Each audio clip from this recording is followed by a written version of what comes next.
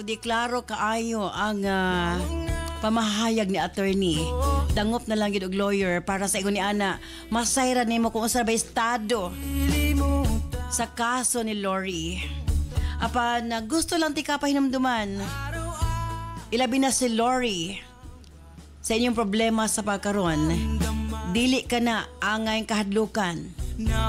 Ang tinuod, kung limpyo imong kasing-kasing, limpyo imong konsensya, mo gawas gyud ang kamatuuran.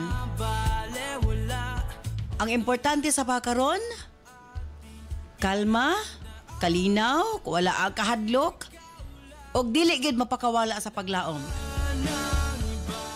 Kay nasayod ko, ang tao nga limpyo o binuhatan walay gihimong daotan. Mo gawas gyud ang kamatuuran. Padayon lang. Ilaban ang inyong kaso. Ug ayaw surrender.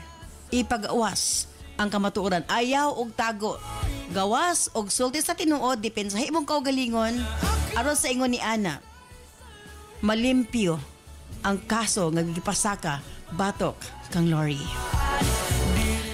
Thank you so much, Rody. Manghinaot ko nga nahayagan ka sa pagkaron.